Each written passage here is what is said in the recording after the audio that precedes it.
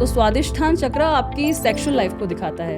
यही टेलीपैथी होती है कि यहाँ बैठे बैठे हमने किसी को याद किया और उसने भी सेम टाइम पे हमें याद किया और हमें कॉल किया। सो ये शनि पे क्या इम्पैक्ट आता है जब 7:30 आती है? तो शनि उस हर चीज़ का रिकॉर्ड रखता है। तो जब आपका शनि आपके 12वें हाउस से 1 और 2 में शिफ्ट करता है तो ये तीनों एक साथ राशियों में जाता है, तीनों हाउसेस में एक साथ भ्रमण करता है, तभी 7:30 लगती है। नाम चेंज होने के बाद और सिग्नेचर चेंज होने के बाद उनकी लाइफ में कुछ उनकी लाइफ चेंज होती है? न्यूमरोलॉजी में जब भी आप नेम कैलकुलेट करते हैं तो उसके पूरे नाम का ही इम्पैक्ट उस पर। 2025 साल कौन कौन सी राशि इसके लिए अच्छा है? तो ये साल कंप्लीट ट्रांसफॉर्मेशन का ही साल है। एस्ट्रोलॉजी में कहा जाता है कि अभी AI इंट्रोड्यूस हो गया है। हाँ, AI हमारा वो जवान बच्चा है जो 12th पास आउट होकर कॉलेज में। राहु केतु मैम दोनों साथ में चलते हैं हमेशा? राहु केतु साउथ और नॉर्थ पोल होते हैं ये। तो Ketu it comes to a negative aspect. तो जो मेजर इश्यूज हो सकते हैं उनके उपाय बहुत ज़रूर करने चाहिए। कुछ दान होते हैं हर ग्रह के, वो करो, या फिर आप उसका चैंटिंग करो, या उनकी यंत्र आप रख सकते हो, या आप मंत्र बोलिए या जाप करवा लीजिए। इन चीज़ों से उन्हें सेटल, या उसके रत्न धारण कर लीजिए। नमस्कार दोस्तों, आज का ये पॉडकास्ट बहुत स्पेशल होने वाला है, बहुत अलग रहने वाला है। यदि आप अपनी लाइफ में कुछ बेटर समझना चाहते हो, अपनी लाइफ को बेटर अंडरस्टैंड करना चाहते हो, बेटर फॉर्मेट में एक्सप्लोर करना चाहते हो, डीप जाना चाहते हो अपनी लाइफ में, तो ये पॉडकास्ट आपके लिए होने वाला है। क्योंकि कुछ ऐसे क्वेश्चंस हैं लाइफ में जो हम पूछना चाहते हैं पर हम पूछ नहीं पाते हैं। जैसे मेरी लाइफ में मेरे को बहुत ज़्यादा क्यूरोसिटी रही है हमेशा एस्ट्रोलॉजी में, न्यूमरोलॉजी में, even though I have a curiosity about the energy, but बहुत सारे ऐसे क्वेश्चंस हैं जो मैं पूछ नहीं पाया। तो हमने सोचा कि इन सब सवालों को एक जगह लाया जाए और ऐसे एक्सपर्ट के पास जाया जाए जहां हम उन सवालों को पूछ सकते हैं, उसके आंसर्स ले सकते हैं। जैसे कि आज हम बात करेंगे कुछ ऐसे क्वेश्चंस पे जो बहुत डिफरेंट है। क्या कुंडली में हमारे पास राहु और केतु का रोल क्या होता है? हमारी लाइफ में बहुत सारे ऐसे प्रेडिक्शंस हैं जो बहुत लोगों ने बोले हैं, लेकिन उसका डिफरेंट ही रोल निकला है। ऐसे कुछ क्वेश्चंस हैं जिसको हम आज कवर करेंगे हमारे पॉडकास्ट में। हमारे साथ हैं एक expert, doctor Shilpa Bagrecha ma'am. उनसे आज हम अपनी गुफ्तगू करेंगे इस पॉडकास्ट की। इवन दो डीप जाएंगे बहुत सारे क्वेश्चंस पे related to astrology, numerology, even though related to the business aspect कि क्या बिजनेस सिनेरियोज में आपके डिसीजंस किस फॉर्मेट में लेने चाहिए या नहीं लेने चाहिए। आइए बात करते हैं डॉक्टर शिल्पा मैम से। Thank you for welcoming me in your podcast.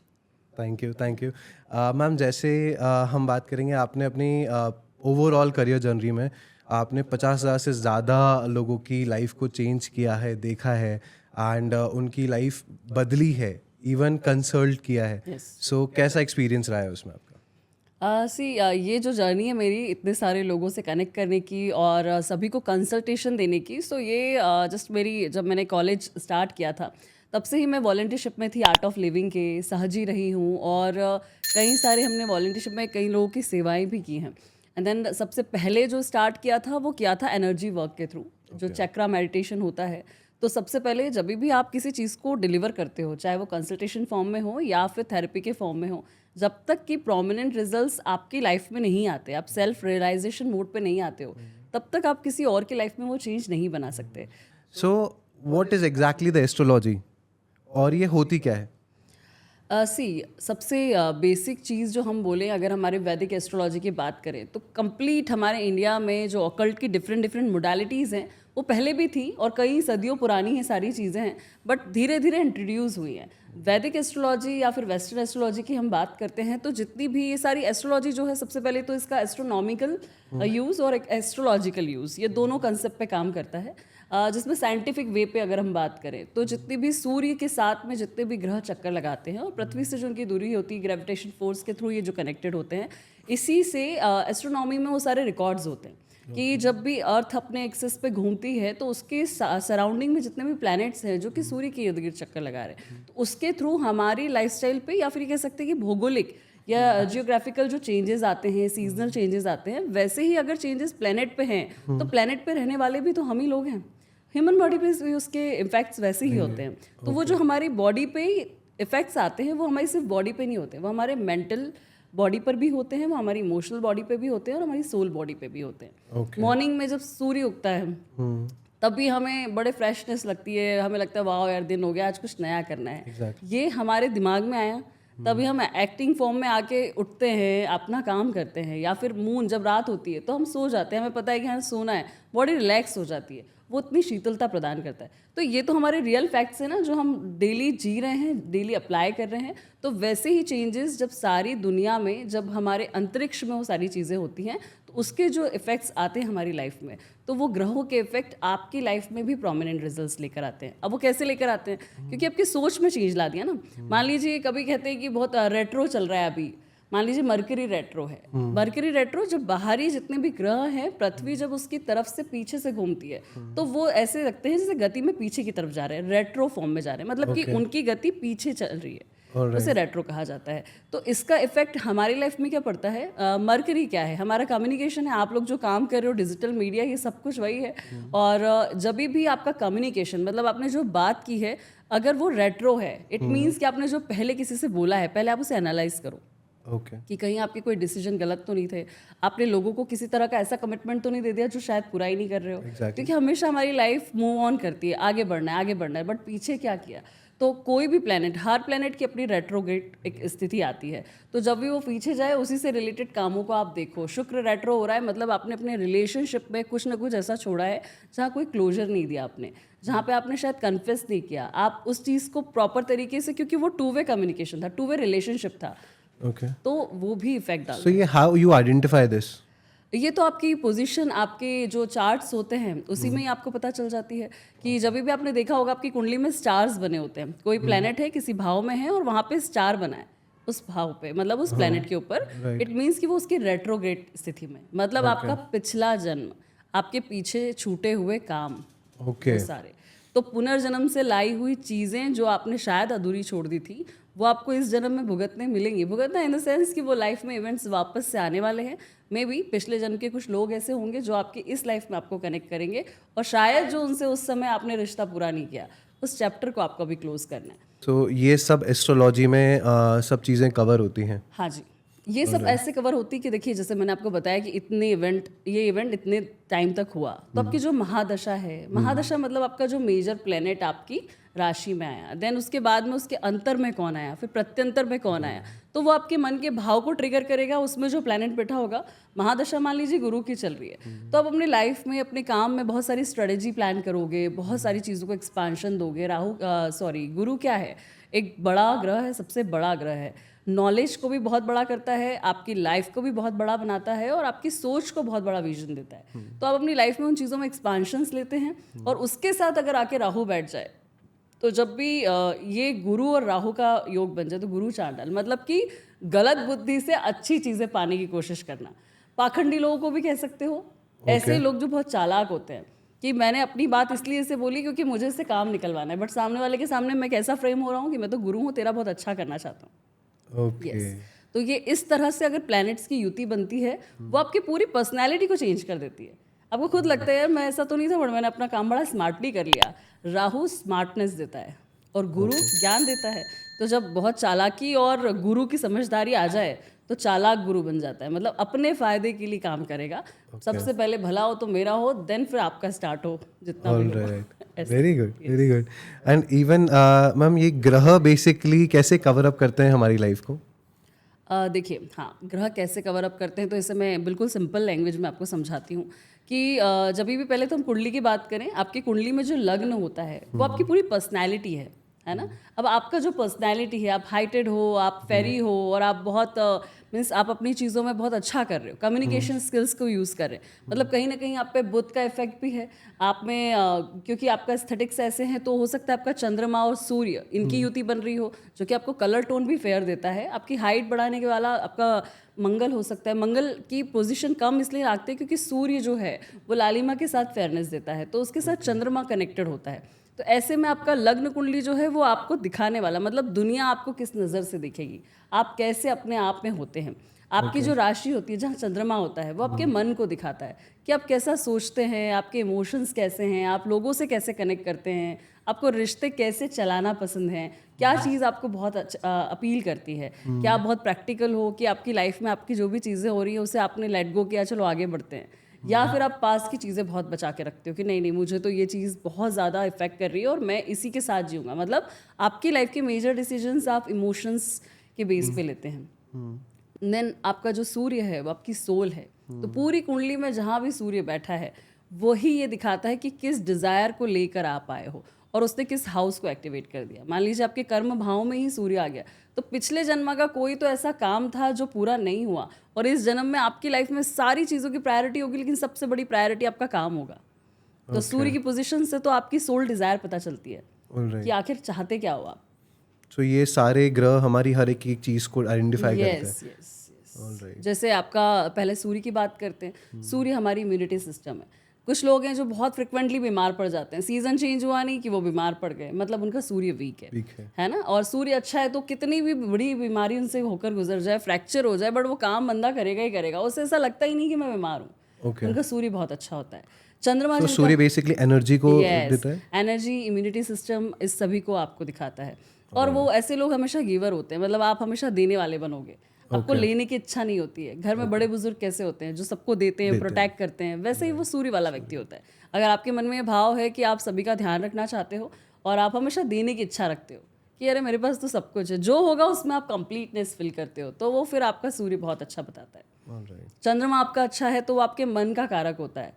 अगर आप, जैसे माँ होती है, माँ कैसा करती है, आप बच्चा अच्छा बात कर रहा है, नहीं कर रहा है, गुस्से वाला है, प्यार वाला है, माँ सभी को प्यार करती है। तो ऐसे ही चंद्रमा वाले लोग होते हैं, उनकी फॉलोइंग्स इतनी तगड़ी होती है कि लोग, वो चाहे कैसे भी हों, लेकिन लोग उन्हें बहुत प्यार करते हैं। अपने मन की बातें उन्हें बता जाते हैं, सीक्रेट्स बता देते हैं, इतने पैम्परिंग होते हैं, केयरिंग होते हैं कि वो आपको हमेशा लाइफ में बहुत प्रोटेक्ट रखते हैं। ओके। यस, अपनी लव एंड वार्मथ से। तो अगर आपका चंद्रमा अच्छा है तो आपके साथ लोग बहुत कूजी फील करते हैं। उन्हें लगता है कि नहीं, यहाँ आप कुछ भी करना है, सुकून चाहिए तो इनके पास जाना है। और अगर आप हार्श हैं, बोलने में आप स्वीट नहीं है, आपके पास कोई आता है तो आप बहुत ज़्यादा उसे पैम्पर नहीं कर पाते, मतलब कहीं ना कहीं तो चंद्रमा वीक है। ओके। ऐसे ही हम बात करें गुरु की, तो गुरु जो होते हैं वो नॉलेज। अगर आप पढ़ने बैठते हो और आपका फोकस और 10 जगह पे भटक रहा है, किसी भी चीज़ को डेप्थ तक नहीं पढ़ना है, मतलब गुरु कमज़ोर है। गुरु कमज़ोर है तो आपको पेट के इश्यूज भी दे देगा, आपको स्टमक से, मतलब टमी अपसेट रहना, आपका खाना नहीं पचना, इनडाइजेशन होना, गैसेस हो जाना, ये सारी चीज़ें आपको गुरु दे देता है। और क्या देता है मैम गुरु में? गुरु आपको मोटापा भी दे देता है अकारण, मीन्स बहुत सारी चीज़ें ट्राई करने के बाद भी आप पतले नहीं हो पाते हैं। एक होता है आपकी बॉडी में हार्मोनल चेंजेस होना या कुछ और भी डिसीज़ हो जाना, और एक होता है कि व्यक्ति चाहे भी तो वो पतला नहीं हो सकता। उसका एस्थेटिक, आपको उसका फिजिक ऐसे ही दिखेगा कि वो हमेशा हेल्दी बल्की लगेगा, उसका अपर पार्ट बहुत चौड़ा कर देता है। गुरु ये सारी चीज़ें करवाता है। तो गुरु ज्ञान का कारक होता है, कमिटमेंट का कारक होता है, और जो भी आप सीखोगे उसे बहुत जल्दी, जैसे मान लीजिए कहीं स्लोगन भी लिखा है तो आप उसे भी पढ़ के बहुत कुछ सीख लोगे। एनलाइटमेंट लाता है गुरु। ऑब्जर्वेंस ज़्यादा होती है। यस, तो वो चीज़ों को बहुत जल्दी ऑब्जर्व करना, उसे अपनी लाइफ में अप्लाई करना एंड देन उसे चैनल करना, ये गुरु का काम है। तो वो हमेशा उन चीज़ों को आगे बढ़ाने में विश्वास रखते हैं। जिनका गुरु बहुत खराब है और सूर्य के साथ बैठा है, वो इतने टॉकेटिव होंगे, आपने नहीं राय मांगी तो भी वो आपको सब कुछ बता देंगे। अगर हम बात करें राहु की, अब राहु क्या है? राहु वैसे तो शैडो प्लेनेट है, बट ये बहुत ही प्रोमिनेंट है। इल्यूजन है, लाइफ का भ्रम है, लाइफ की डिजायर है, लाइफ का मोह है, या कह सकते हो कि जब भी हमें कोई लाइफ को लगे कि यार बहुत फैंटेसी है मेरी, मुझे ये ऐसी लाइफस्टाइल तो चाहिए ही चाहिए, मुझे लैम्बोर्गिनी चाहिए, मुझे ये लेना है, मेरे बहुत बड़े सपने हैं, मतलब राहु आपका कहीं ना कहीं एक्टिवेटेड। राहु जो दिखता है वो बिकता है, जैसे हम अभी आज का जमाना ही यही है। तो अगर आप मूर्ति पूजा भी करते हैं तो क्यों आपको पूजा के लिए मूर्ति की जरूरत है? भगवान तो हर कहीं है, आप में है, मुझ में है, इस जगह में है, इस एनर्जी में है, तो मूर्ति की तो जरूरत ही नहीं है। तो राहु आपको देखने की चीज देता है, मतलब मूर्ति जो है वो राहु का रूप भी होती है, क्योंकि आपको वो देखकर भक्ति करवाती है। और निराकार जो होता है वो केतु होता है, वो आपकी एनर्जी, वो उन चीजों में जाता है जहाँ मिस्ट्री है, जहाँ बहुत गहराई है, मोक्ष है, ध्यान है, वैराग्य है। और वहीं अगर हम बुध की बात करते हैं, राहु केतु मैम दोनों साथ में चलते हैं हमेशा? हाँ, इन लोगों के स्पेन्स होते हैं 18 मंथ्स में, हर राशि में बैठते हैं, लेकिन राहु केतु साउथ और नॉर्थ पोल होते हैं ये, इनके जो नोड्स होते हैं। और अगर ये साथ में भी चलते हैं तो साथ में या तो केतु और राहु ऐसी चीज़ें हैं जो इस लाइफ में आपको कुछ भी बदलाव नहीं देता है, ये आपके अंदर से आपको इतना चेंज कर देता है कि वो आपके अंदर का बदलाव बाहरी दुनिया में आप दिखाते हो। ऐसे चेंजेस को प्रोमिनेंटली दिखाता है, और ये प्रीवियस जन्मा से आप लेकर आते हो।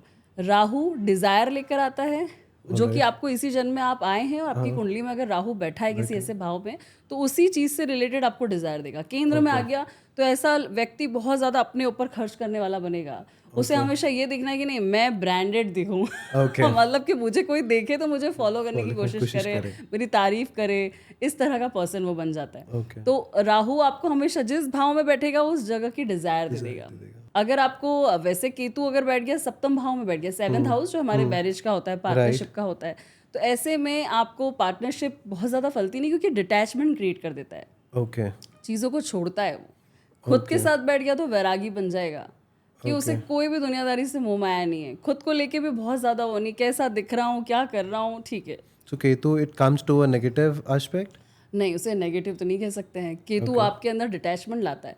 देखा जाए तो दुनिया भ्रम ही तो है, इल्यूजन जो है वो राहु है, और जो कुछ भी नहीं है, जिस चीज का मोह ही नहीं है, डिजायर नहीं। हाँ, डिजायर हमें आगे बढ़ने की ग्रोथ की तरह हेल्प करती है। मतलब अगर आप इस दुनिया में आए हैं, अगर आप सुबह उठ के आपका कोई मोटिव ही नहीं है कि मुझे कुछ करना है, तो हम आगे बढ़ेंगे ही क्यों? फिर तो हम बिस्तर पे पूरा दिन निकाल देंगे। तो अगर केतु भी बहुत ज्यादा प्रोमिनेंट हो गया तो भी कहीं नहीं जा सकते आप। बट जब तक कि इस दुनिया से आप गुजरेंगे नहीं, राहु एक्टिवेट नहीं होगा, आप लोगों से नहीं गुजरोगे, आप काम से नहीं गुजरोगे, सब कुछ पाने के बाद कोई तो एंड आएगा ना, जहां आपको पता चलेगा कि yes now this is the time, जहां केतु की रिक्वायरमेंट और अब मुझे सिर्फ खुद की इनर पीस चाहिए, सुकून चाहिए, तो वो केतु है। और वो राहु से गुजरे बिना पॉसिबल नहीं है। ओके। ये चक्रा एक्टिवेट्स करने की बात मेरे एकदम दिमाग में आई जब आपने बोला कि लोग अपने सीजन चेंज कर लेते थे, वेदर चेंज हो जाता था। सो वैसे ही क्या हम जब लोग ऐसे योगी बोलते हैं, या हम बहुत सारा लोग मेडिटेशंस करते हैं और बोलते हैं कि हमने हमारे चक्रास एक्टिवेट कर सकते हैं, तो ये कितना फैक्ट है इसमें? देखिए, फैक्ट तो ये 100% ही है, बट मैं आप ही से चलो एक सवाल करती हूँ कि चक्रा एक्टिवेशन की अगर हम बात भी करें, तो एट द एंड जो व्यक्ति योगी हो गया, आप योगी किसको बोलते हैं? जो बेसिकली शायद अपने आप में बहुत ज़्यादा क्लियर है, वो अपने आप में फोकस्ड है और बाहरी दुनिया से परे। किस चीज़ के लिए फोकस्ड है? खुद को लेके, अपने चीज़, किसी एक चीज़ को लेके, या भगवान में जो मेडिटेशन कर रहा है, किसी भी चीज़ पे फोकस कर रहा है, तो बहुत ज़्यादा फोकस्ड है किसी काम को लेके। देखिए, जिस समय से कोई भी पर्सन, आप हो, मैं हूँ, जो भी प्रेजेंट मोमेंट में जीने लगे, उसमें आनंदित हो जाए, उसका कोई भी गोल नहीं हो, लाइफ जो भी इवेंट दे उसे भी वो उसी आनंद के साथ जीने लगे, वही योगी है। इसीलिए शायद बड़े लोग बोलते हैं कि हमेशा पॉजिटिवली सोचो, पॉजिटिवली कहो, एटलीस्ट बात तो करो। सोच पे तो किसी का कोई कंट्रोल ही नहीं है, क्योंकि राहु, इल्यूजन, भ्रम, ये तो आपको दूर छोड़ेगा ही नहीं। और हमेशा जो चीज़ निगेटिव है वो लाइफ में बहुत ज़्यादा हमें हम देखना चाहते हैं। हम देखना चाहते हैं। आज आपकी टीम है, ये लोगों में कुछ ना कुछ तो अच्छा ही आप देखते हो, तो सस्टेन कर रही है। जो पुराने बंदे होंगे उनमें भी आप अच्छा ही देखोगे, इसीलिए वो सस्टेन कर रहा है। अच्छे बुरे दोनों में ही गुण होते हैं, बट जिसे आप सस्टेन नहीं करना चाहते उसका सिर्फ बुरा देख के आप उसे बाहर कर देते हैं। तो आते हैं हम इस पे, जो हमारी चक्रास हैं। अब चक्रास में भी हमारे सबसे पहले रूट चक्र आता है, देन फिर हमारे उसके थोड़े ऊपर उठते हैं तो सारे गायनिक पार्ट्स हमारे जिससे जुड़े होते हैं, वो वाला आपका स्वादिष्ठान चक्र आता है। देन आपका सोलर प्लेक्सस चक्र आता है, जो कि आपकी नाभि से कनेक्टेड होता है। फिर आपका हार्ट चक्र आता है, एंड देन फिर आपका थ्रॉट चक्र, फिर आपका आज्ञा चक्र, एंड देन क्राउन चक्र होता है। तो ये तो वो चक्रास हैं जो बॉडी में आपके हैं, और इसे एक्टिवेट चंद्र और सूर्य नाड़ी ही करती है। तो एक्टिवेशन तब होता है जब दोनों स्वर एक साथ चलते हैं। मीन्स आपका जो स्वर या सांस जो है, आपका प्राण जो है, वो आपकी सुषुम्ना में एंटर कर चुका है।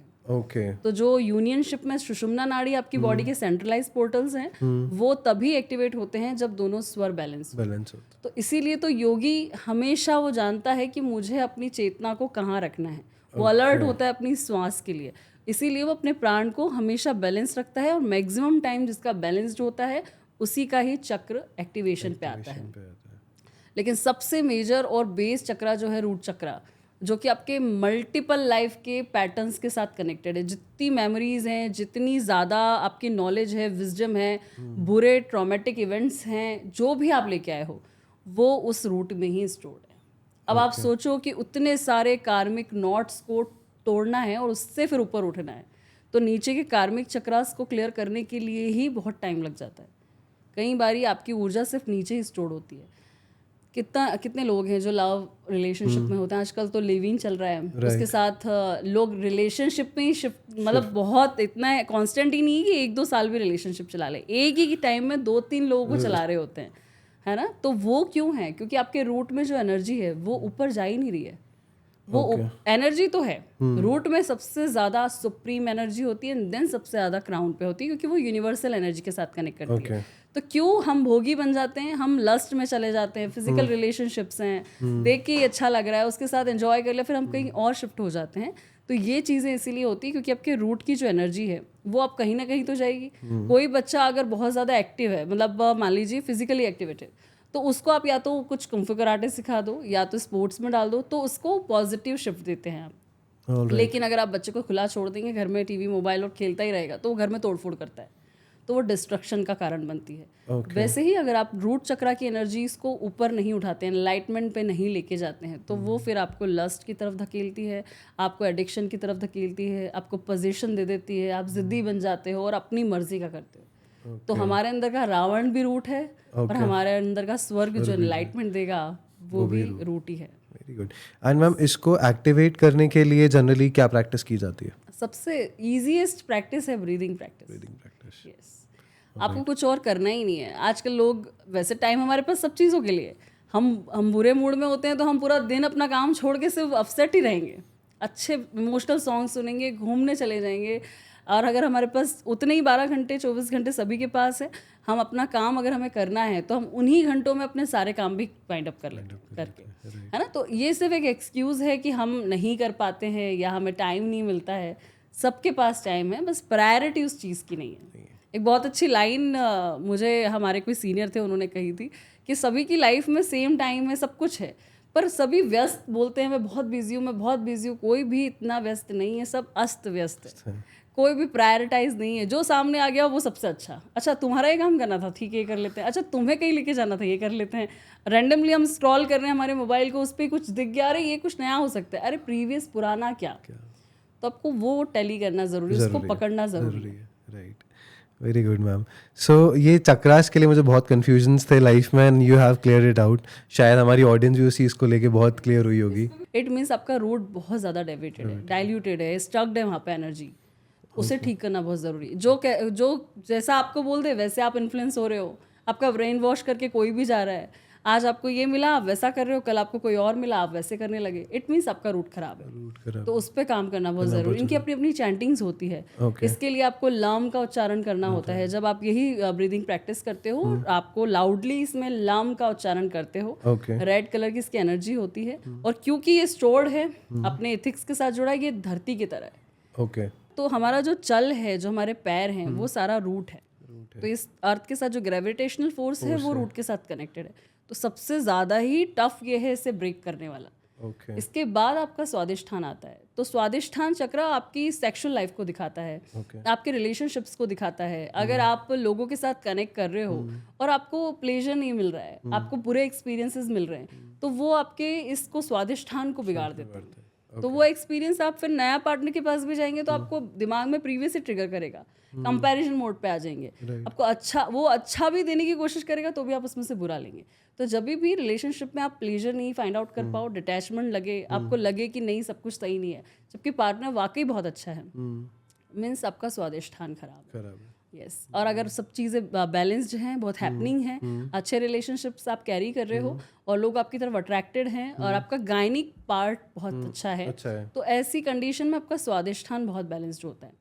जैसे फीमेल्स को होता है मेंसेस की प्रॉब्लम हो जाना, इरेगुलरिटीज होना, ब्लड कम ज़्यादा होना, या फिर उससे रिलेटेड कुछ भी बीमारियां, सिस्ट हो जाना, ये सब चीज़ें स्वादिष्ठान के डाइल्यूट होने या फिर वहाँ पे एनर्जी स्टॉक्ड होने की वजह से होती है। तो उससे हम बीमारियां भी निकाल पाते हैं। हमें आप बताएं अगर अपनी प्रॉब्लम, तो हम ये भी बता सकते हैं कि आपका कौन सा चक्रा खराब है, उसी पे काम किया जाता है, क्योंकि उसका नॉलेज तो उसी के साथ कनेक्टेड है। तो आपका पूरा बॉडी स्ट्रक्चर प्लस आपका सोशल लाइफ, आपकी खुद की लाइफस्टाइल आपके चक्रास से ही पता चल जाती है।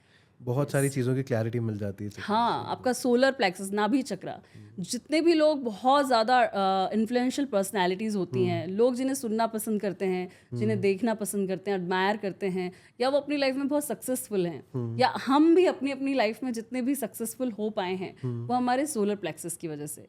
जिस भी पर्सन को देख के कोई इग्नोर करके चला जाए कि भीड़ से निकल गया और बोले मुझे देखा ही नहीं, इट मीन्स उनका सोलर प्लेक्सस अच्छा नहीं है। नाभि चक्रा मंगल तेज देता है, अट्रैक्शन देता है, फायर एलिमेंट है, फायर क्या है, जब आग लगती है तो गर्मी से ही पता चल जाता है अरे यार पीछे कुछ हुआ वो है। है ना, ब्लास्ट होता है, विस्फोट होता है, वैसे ही हमारा सोलर होता है। ओके। तो जितना भी आपके अंदर चार्म है, अट्रैक्शन है, आपको लोग पसंद करते हैं, अग्रेशन है, वो सब सोलर है। सोलर है। तो सोलर जितना जिसका एक्टिवेटेड है उतना ही व्यक्ति उसको उसकी तरफ रुझान रखता है।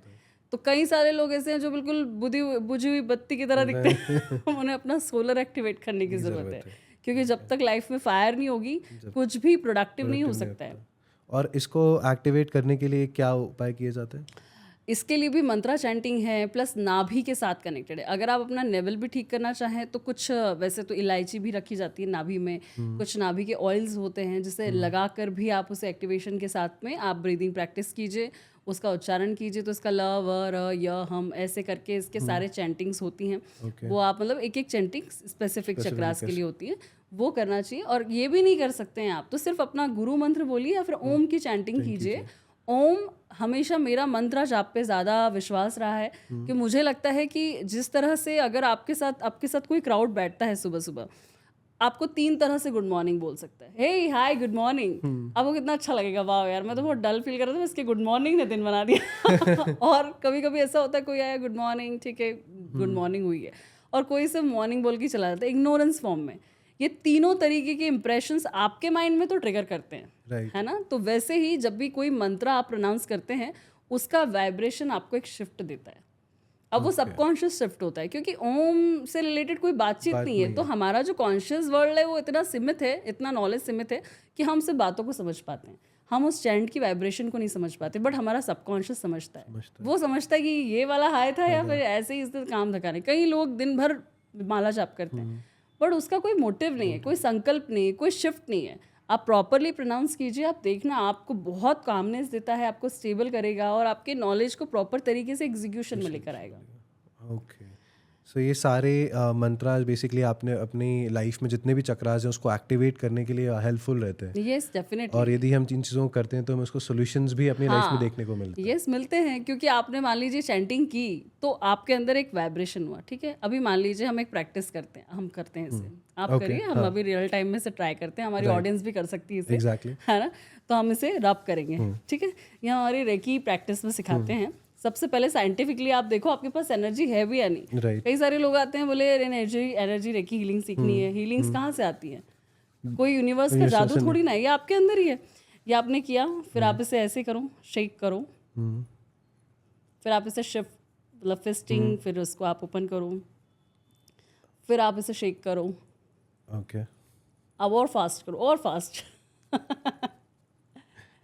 And then relax. अब देखो आपको वाइब्रेशन लगेंगे, नो डाउट अंदर हमारे ब्लड सेल्स भी हिले, सब कुछ हुआ है, लेकिन एक एनर्जी है जो आपके हाथों के बीच से गुजर रही है ना। ये आपकी प्राणा एनर्जी। और बॉडी, ठीक है, हमारी स्किन ऐसी तो नहीं है कि हमारे अंदर का फ्लूइड बाहर आ जाए, लेकिन फिर भी एनर्जी को तो महसूस कर रहे है ना। आज हम बात कर रहे हैं तो आप मुझे सुन रहे हो क्योंकि ये एनर्जी एक्सचेंज है। एनर्जी दिखाई नहीं देती, वैसे ही ये प्राणा एनर्जी है जो कि वाकई अलाइव है, जो कम्युनिकेट करती है इस यूनिवर्स के साथ में। Very good. और यही टेलीपैथी होती है कि यहाँ बैठे बैठे हमने किसी को याद किया और उसने भी सेम टाइम पे हमें याद किया और हमें कॉल कर लिया। Okay, yes, very good. So ये चीज़ें आई बिलीव यदि हम इन डिटेल में कभी हम दूसरा पॉडकास्ट करेंगे तो will obviously talk about in the details, because बहुत सारी चीज़ें जो शायद लोगों को हेल्पफुल हमारी कर वात सकती है। पित्त प्रकृति जो होती है, जो हमारे बॉडी के मूवमेंट्स हैं, जितनी डिसीजेज हैं, चक्रा एक्टिवेशन के बहुत मल्टीपल प्रोसेस हैं, उसके बाद उड़ान, आपान, सामान, इस तरह की और भी प्रैक्टिसेस होती हैं, उससे ये सारी चीज़ें पता की जाती हैं। तो ये जो हमारे सेंसेस हैं ये कैसे एक्टिवेट होते हैं। तो हमारी जो बॉडी होल सोल बनी होती है वो होती ऐसी ही है कि हमारी ज्ञानेंद्रियाँ, मतलब हमारा जो सेंस है, जो सबकॉन्शियस है, ज्ञानेंद्रियाँ मीन्स हमारे पांचों सेंसेस, 6 सेंस के साथ में कनेक्टेड होके देन फिर वो कर्मेंद्रियों में कन्वर्ट होती है। मतलब ये हमारे हाथ पे फंक्शंस में आते हैं। ब्रेन एक वो देता है ना इंडिकेशन कि आपको ये काम करना है, हाथ कुछ ना कुछ उठाने का काम करेगा, पैर उस तक जाने का काम करेगा, माइंड उस पर कैसे एग्जीक्यूट करना है उसके बारे में बताता है। तो ये सारी इन्फॉर्मेशन को किस तरह से एग्जीक्यूशन करना है वो कर्मेंद्रियों में कन्वर्ट होता है। फिर हमारी ये जो आत्मा है और शरीर है ये इसका निर्माण होता है। ऐसे ही हमारा चाइल्ड बर्थ होता है। तो ये सारा प्रोसीजर होता है इसके पीछे और बहुत डिटेल साइंस है जो कि शायद छोटी पॉडकास्ट में कवर नहीं किया जा सके, बट यस उसका नॉलेज हम सबको होना चाहिए। मैम जैसे भी आपने बहुत बार एनर्जीज़ की बात की, right, you always talk about the energies, even though हमने देखा है कि आप अपने काम में भी, इवन आप हमेशा आप बात करते हैं तो एनर्जीज की बात ज़्यादा होती है. सो ये unlock your energy from your body, इसका क्या एस्पेक्ट है? सिंपल है, unlock your energy from your body कि पहले तो आपके माइंड में वो क्लियर हो.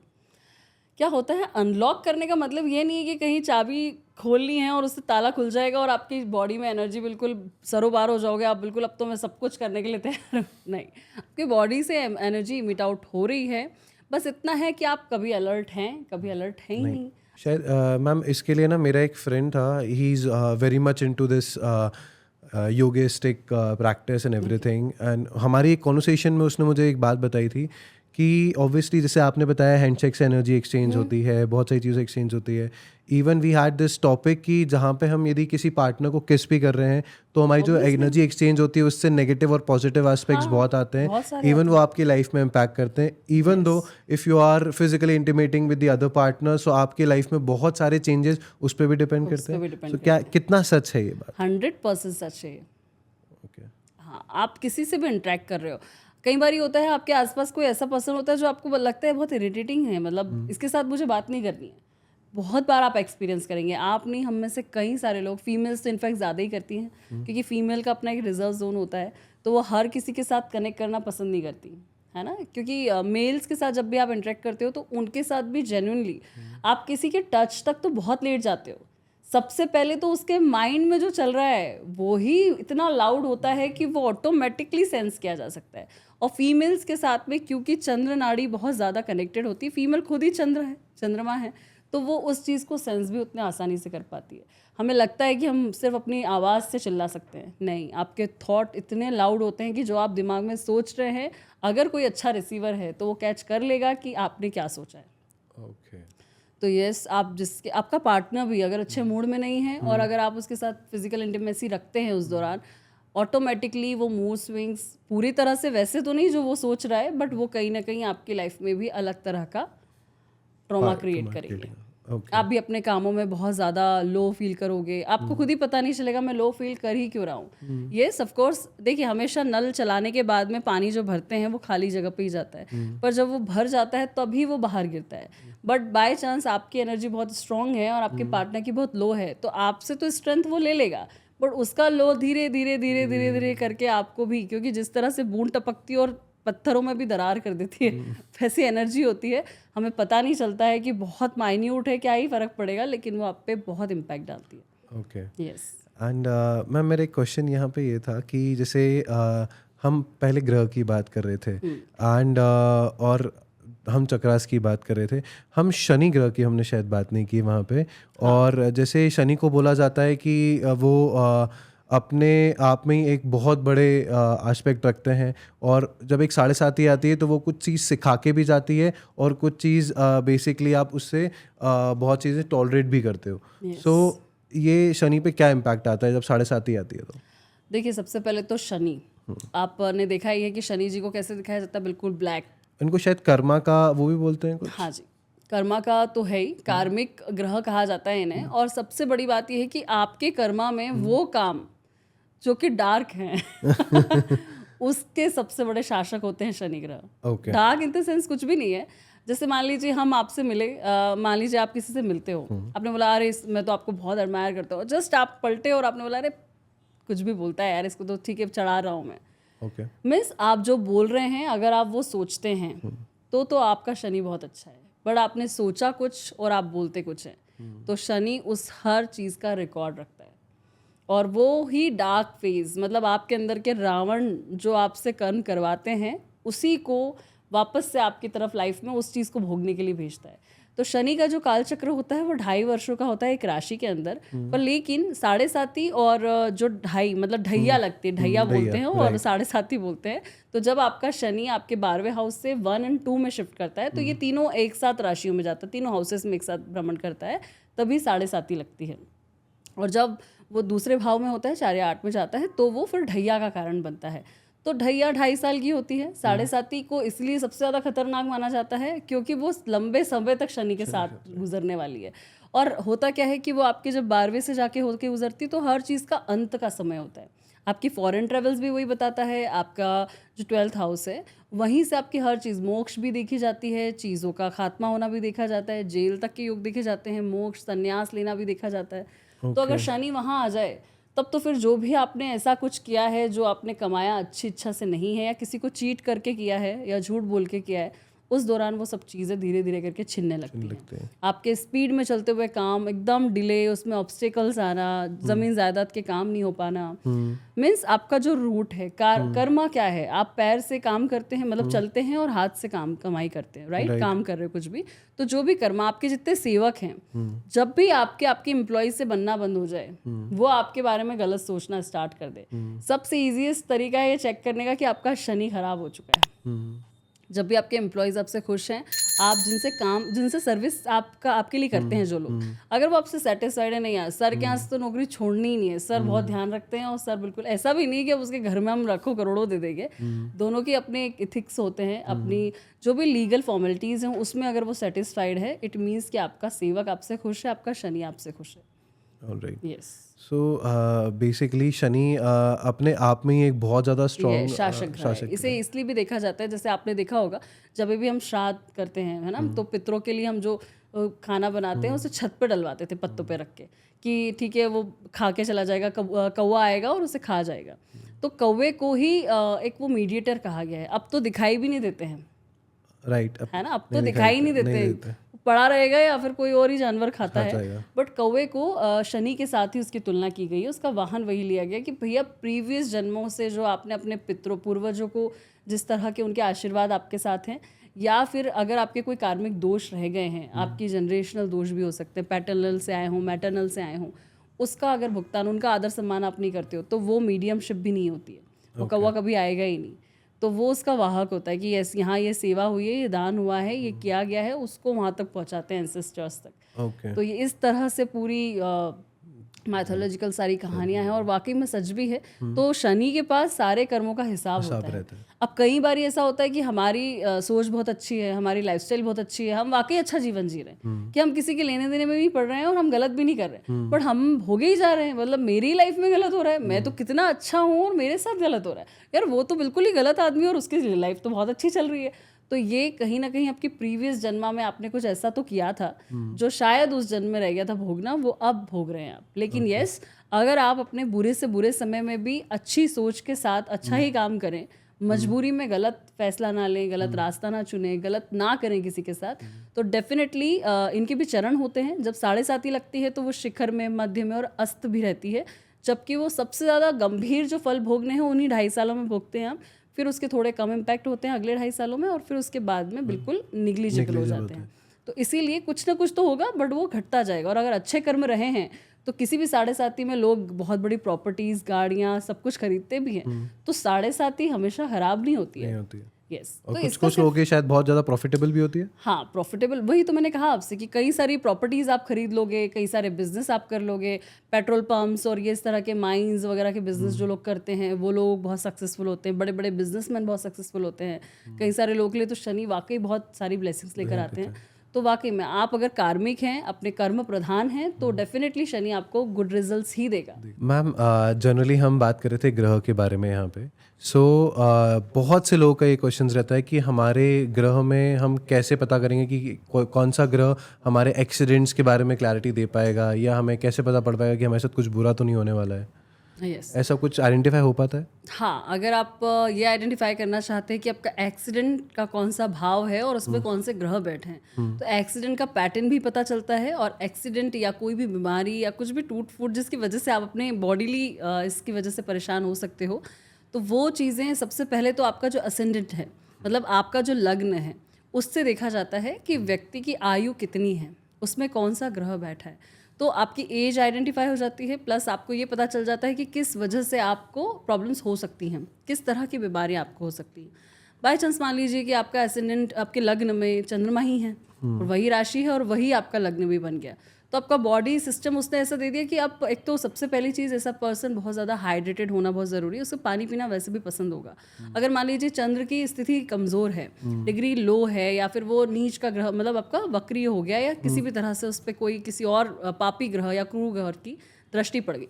अब इसमें ये ले सकते हैं कि सूर्य की दृष्टि पड़ गई, मंगल की दृष्टि पड़ गई, तो ऐसी कंडीशन में क्या होता है, चंद्रमा पानी है, उस पर पड़ रही दृष्टि सूर्य की, तो वो आग है। आग जब पानी को देखता है तो वैसे भी क्या करता है, उस पानी को भाप बना देता है, उबालेगा, है ना। तो ऐसा पर्सन बार बार चीज़ों में इमोशनल फ्लक्चुएशंस में दिखेगा, मतलब उसका लगन ही वैसा होगा, उसका नेचर ही वैसा होगा। पल में माशा, पल में फिर कोला, मतलब वो थोड़ी देर में तेज़ होगा, थोड़ी देर में शांत हो जाएगा, उसे खुद पता नहीं चलेगा यार मैं इतना रिएक्ट करता ही क्यों। ये चीज़ें हो जाती हैं। वाटर से रिलेटेड इश्यूज़ होने लगते हैं, डिहाइड्रेशन हो सकता है, बीपी का इशू हो सकता है, या फिर हार्मोनल चेंजेस हो सकते हैं, कभी उनका ब्लड एनीमिक हो सकता है, इस तरह के इश्यूज़ क्रिएट होने लगते हैं। सो ये आइडेंटिफाइड हो जाता है कि हमारे ऐसे कुछ प्रॉब्लम्स हो रहे हैं या एक्सीडेंट्स भी यदि होने तो यस, तो ये तो था, मैंने एज से लेकर बताया, और पर्सन की इम्यूनिटी पे पहले मैंने फोकस किया, जो कि फर्स्ट हाउस से आप देख सकते हो। जब हम छोटी मोटी जो हमारी लाइफ में चलती रहती है, छोटे मोटे एक्सीडेंट्स हो गए, छोटे मोटे कट लग गए, अरे कभी घुटना ही दुख रहा है, कभी कुछ हो रहा है, तो वो छठे भाव से दिखते हैं। सिक्स्थ हाउस जो है वो आपकी लाइफ में होने वाले छोटे छोटे इवेंट्स जो कि आपको बॉडीली परेशान करते हैं। अब वो हो सकता है कि अगर मान लीजिए वहाँ पे आपका मंगल और राहु बैठ जाए, तो ऐसी कंडीशन में पर्सन के एक्सीडेंट्स होते हैं। एक्सीडेंट्स के साथ में राहु आ गया है, एक्सीडेंट कौन करा रहा है, मंगल करा रहा है, ठीक है। वाहनों से, गाड़ी आप बहुत तेज चलाओगे और एकदम से जाके कहीं भिड़े, तो राहु जो कि सर्जिकल पार्ट्स को दिखाता है, मतलब इक्विपमेंट्स को दिखाता है, छोटी मोटी सर्जरी होना, टाके लग जाना, ऐसी आपको कट लग जाएगा। मंगल है तो खून आ जाएगा, मंगल नहीं सिर्फ राहु है तो फिर आपको चोट लगेगी। ओके, चलते चलते इससे भिड़ गए, पैर की उंगली का नाखून निकल गया, ये हो गया, इस तरह की चीज़ें आपको ज़्यादा होंगी, है ना। ब्लड से रिलेटेड लॉस ज़्यादा दिखाई देता है। अगर आपका 8वां भाव देखिए, अभी अकाल मृत्यु देता है, तो यहाँ से वो चीज़ें देखी जाती है जो कि आपको लॉन्ग टर्म में परेशान करने वाली। वहाँ मान लीजिए आपका बैठ गया है शनि, शनि के साथ आ गया मंगल, तो परमानेंटली आपको बहुत लंबी चलने वाली बीमारी को देके चला जाता है, और उसी से आपकी सडन डेथ भी हो सकती है। तो ये सारे हाउसेस प्रोमिनेंटली इफेक्ट करते हैं आपकी लाइफ की एज प्लस आपकी लाइफ में आने वाली हर्डल्स को, वो भी बॉडीली हर्डल्स, मतलब शारीरिक समस्याएं क्या क्या होंगी, बीमारियां क्या होंगी, और आप कैसे होंगे। एंड मैम ऐसा कौन सा ग्रह है जिस पे आपका फॉरेन ट्रिप डिसाइड करता है कि आप आगे विदेश यात्रा करेंगे या नहीं करेंगे? ऐसा कौन सा ग्रह है जो आइडेंटिफाई करता है ये? देखिए, फॉरेन ट्रेवल्स तो आपको चंद्रमा, शुक्र और शनि, ये तीनों ही अगर 12th हाउस में आपको कहीं ना कहीं दिखते हैं, या फिर भाव वैसा एक्टिवेट होता है, तो आपको फॉरेन ट्रेवल्स देता है।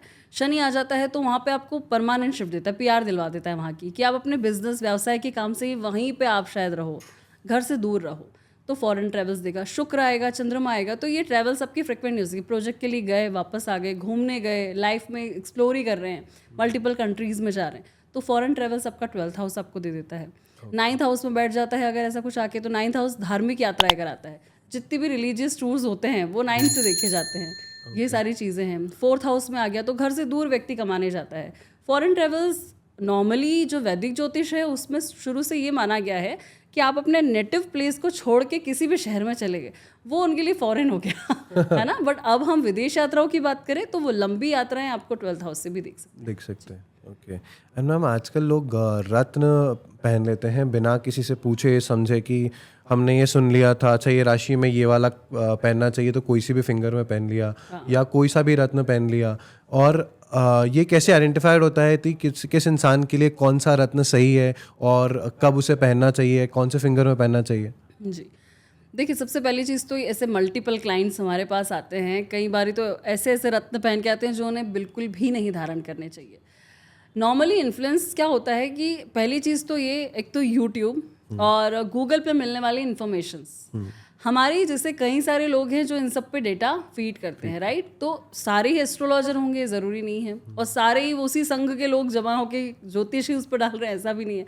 लेमैन जो थोड़ी बहुत जानकारी इसके बारे में रखता है वो भी अपने ब्लॉग्स लिखता है, या फिर जो बहुत अच्छे ज्योतिष है वो भी ब्लॉग्स लिखते हैं। तो इसका एक समरी जो होता है वो हमें गूगल या फिर ChatGPT, AI मॉडल्स, कहीं से भी जो कि सर्च किया जा सकता है, या सॉफ्टवेयर है वहाँ से मिल सकता है। लेकिन जब भी आप अपने हाथों में कोई भी रत्न धारण करते हो, तो सबसे पहले ये ध्यान रखना बहुत ज़रूरी है कि हर एक रत्न की अपनी एक स्पेसिफिक जगह होती है। उसी उंगली में आप वो रत्न धारण करें।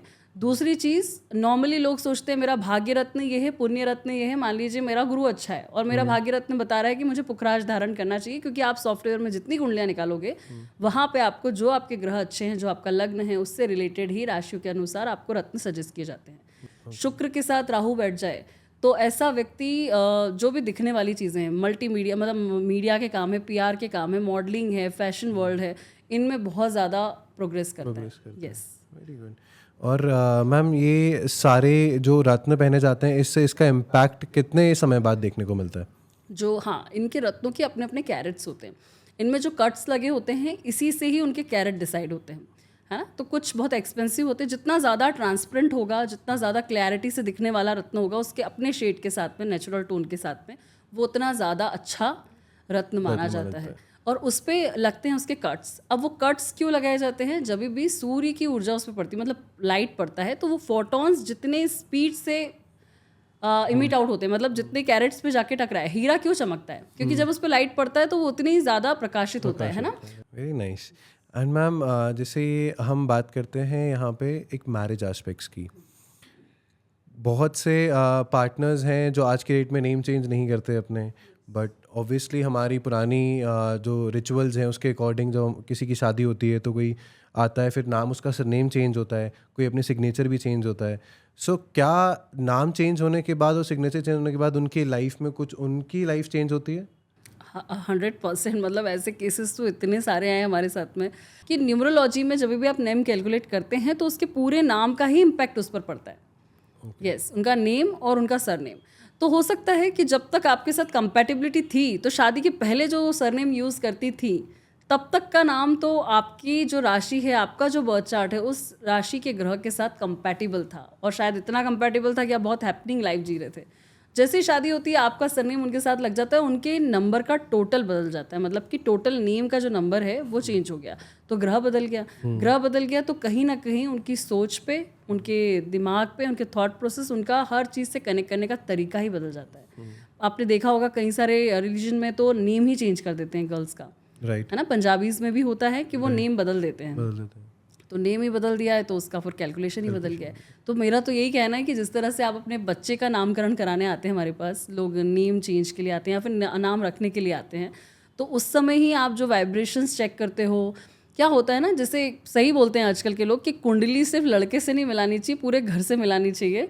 क्योंकि वैसे ही जब आप लड़की का नाम बदलते हो या बच्चा जब होता है, तो हम उनके मदर फादर की डिटेल्स लेते हैं कि सिर्फ बच्चे का नाम ऐसा नहीं हो कि उसकी मदर से ही ज़्यादा बने, वो कंपैटिबल ऐसा हो नंबर कि वो मदर फादर दोनों के लिए कंपैटिबल। वरना हो सकता है कि अच्छा तो दोनों ही चाहते हैं पेरेंट्स बच्चे के लिए, बट बच्चा आगे जाके किसी को एडमायर करता है और किसी को नहीं करता है।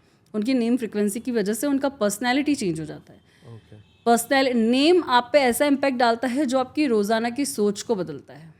यस, आपका डेस्टिनी, आपका डेट ऑफ बर्थ, ये सब तो चीज़ें ऑटोमेटिकली साथ में चलती हैं। पर आज मैं आपको बुलाऊंगी तो आपकी डेट से नहीं बुलाऊंगी ना, राइट, मैं आपको आपके नाम से बुलाऊंगी। Right. तो आपका नाम सबसे पहले आपने सुना, उससे जो वाइब्रेशन इमिटा हुई है, नेम का नंबर जो आया है, वही ग्रह आपकी सोच पे इम्पैक्ट डालता है। अच्छा, मुझे शनि बुलाया है, मैं शनि की तरह काम करूँगा। अच्छा, मुझे शुक्र बुलाया है, मैं शुक्र की तरह काम करूँगा। ऐसे ही हर चीज़ काम वैसे ही रेजोनेट होती है। मतलब ये आप गाना सुनते हो ना, गाना सुनने के बाद कितना अपलिफ्ट फील करते हो, या फिर वैसे ही सुनते हैं जैसा हम सुनना चाहते हैं, तो वो हमारे रिदम के साथ मैच होता है।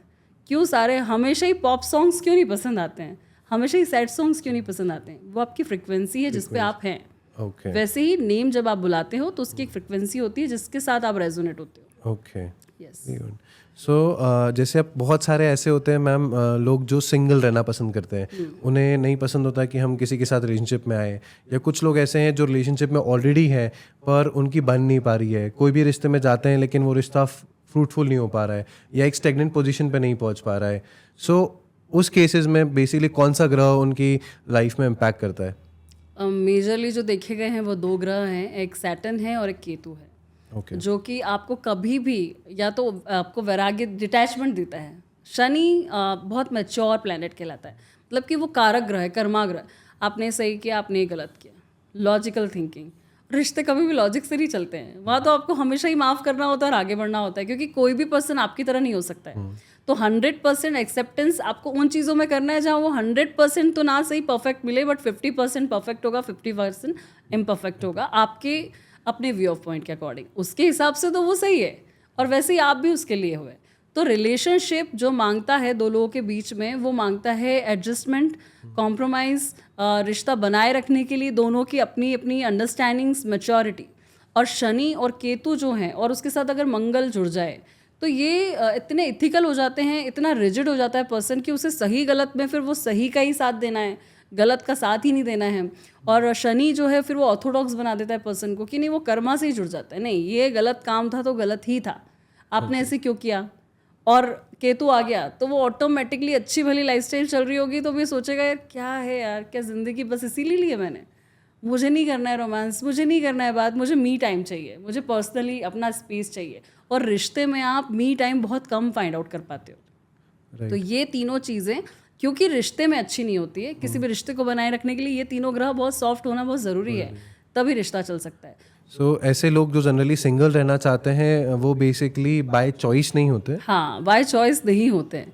कई बारी तो ऐसा भी होता है कि बचपन में आपकी जैसे महादशा मान लीजिए शुक्र की चल रही है और गुरु उसके अंतर में आ गया, तो शादी के रिश्ते तो अच्छे हो गए, लेकिन उसके बाद में लव मैरिज में भी आ गया, मतलब प्यार हो गया उसे, शादी कर ली उसने, और बाद में जब उसकी केतु की महादशा आए या फिर शनि की महादशा आए और उसके वाकई में उन भावों में बैठा है, उसके लग्न में बैठा है, सप्तम में बैठा है, या फिर उसकी तरफ दृष्टि है उसकी, तो वो उस दौरान उसके दिमाग में ये डाल देता है कि नहीं अब मुझे वैराग्य लेना है, मुझे नहीं गृहस्थी। कई लोग घर छोड़ के चले जाते हैं, सन्यासी योग होते हैं उनकी। तो ऐसा नहीं होता है कि अच्छा भला घर बच्चे छोड़ के कोई भी अवेयर ही नहीं है कि मेरी ज़िंदगी में ये लोग भी हैं, और सडनली घर से निकल जाता है। वो योग ही ऐसे बनते हैं कि आपके अंदर से इतना स्ट्रॉन्ग डिटैचमेंट आता है कि आपको लगता है नहीं कुछ नहीं चाहिए अब, और वो उस चीज़ को छोड़ देते हैं। एंड मैम जैसे आज की डेट में बहुत सारे लोगों की शादियां नहीं हो रही हैं, शादियां टूट रही हैं। सो जिनकी शादियां नहीं हो रही हैं और ये 2025 का साल है, सो कौन कौन सी ऐसी राशि है जिसमें बेसिकली बहुत से लोगों के लिए सही नहीं है और सही है शादी के पर्पज से? देखिए, शादी वैसे तो मंगल का साल है तो मांगलिक कार्य तो बहुत सारे करवाए गए और करवा भी रहा है। कई सारे जो लोग शादी का वेट कर रहे थे उनको अच्छे अच्छे प्रपोजल्स आए हैं और शादियां हुई हैं। अब 2-3 चीज़ें होती हैं कि जैसे मान लीजिए हम बात करें कि शादी के योग बन रहे हैं, कई सारे लोग चेक करवाने आते हैं हमारे पास शादी के योग हैं या नहीं। तो जब भी आपकी गुरु की महादशा हो, गुरु के साथ में आपका शुक्र आए, चंद्रमा आए, तो ऐसा लोग अपने घर परिवार में रिश्तों में आता है और उनमें से कोई प्रपोजल आता है और वो कन्वर्ट होता है। गुरु की महादशा में ही अगर आपका शुक्र आए और फिर आपका 9 नंबर मतलब मंगल की भी आए तो मांगलिक कार्य भी दिखाता है, प्लस आपके कलीग्स में या फिर आपके सोशल नेटवर्क से रिश्ता आना दिखाता है और वो काम कन्वर्ट होता है। तो मान लीजिए आपका मन शादी करने का है नहीं और आपका योग पूरा चल रहा है और लड़की के रिश्ते भी बहुत अच्छे आ रहे हैं और आपको भी ये आप एग्री करते हो कि हाँ मुझे लड़की अच्छी लगी पर मैं शादी नहीं करना चाहता, तो योग बनना और फलीभूत होने में बहुत बड़े बड़े अंतर हैं। क्योंकि चंद्रमा हर 2 दिन में अपना राशि परिवर्तन कर देता है, अपनी जगह से जाता है खसक के, तो वो आपके मन को भी तो चेंज कर देता है। सो ये जनरली 2025 साल कौन कौन सी राशि इसके लिए अच्छा है? 2025 साल अगर देखें तो वैसे अगर राशि वाइज ही हम चलते हैं या नंबर वाइज हम चलते हैं तो मैं आपको सारी राशियां उसमें बताती हूँ कि जैसे फिलहाल हम अभी करंट मंथ की बात करें तो ये मंथ कौन सा चल रहा है हमारा? जुलाई का मंथ चल रहा है। नंबर क्या है इसका? 7 नंबर है और हमारा साल का नंबर है 9 नंबर। अगर 9 और 7 की युति देखें तो अब तक की मेरी पॉडकास्ट में आई थिंक आपको भी अब तो ये आइडिया आ गया होगा कि 7 नंबर जो है वो स्पिरिचुअलिटी का है ना, वैराग्य का है, मोक्ष का है और ऐसे लोगों का है जो कि बहुत सारी धार्मिक चीज़ों में या फिर कह सकते हैं कि निराकार में बिलीफ रखते हैं। 7 नंबर और 9 नंबर आ जाना अपने अंदर एक स्पिरिचुअल ट्रांसफॉर्मेशन को दिखाता है। नंबर 9 ही अपने आप में ट्रांसफॉर्मेशन का नंबर है जहाँ पूरी सीरीज़ ख़त्म हो जाती है प्लैनेट्स की। तो नंबर 9 तक पहुँचने के बाद फिर सारा कुछ नए सिरे से चालू होता है। आपने देखे अभी कितने इवेंट्स ऐसे हो रहे हैं हमारे, अभी अपकमिंग इवेंट्स ही ऐसी घटनाएं हुई हैं जो कि शायद बहुत शॉकिंग हैं और उसके बाद से हम लोगों की लाइफस्टाइल जीने के तरीके या सोच ही बदल गई है कि कल तो छोड़ो आप, अगले सेकंड में ही क्या होगा हम नहीं जानते हैं। तो हम इमीडिएट क्या कर सकते हैं वो चीज़ें, तो हमारे अंदर जो स्पिरिचुअल ट्रांसफॉर्मेशन लेकर आएगा वो ये मंथ लेकर आएगा।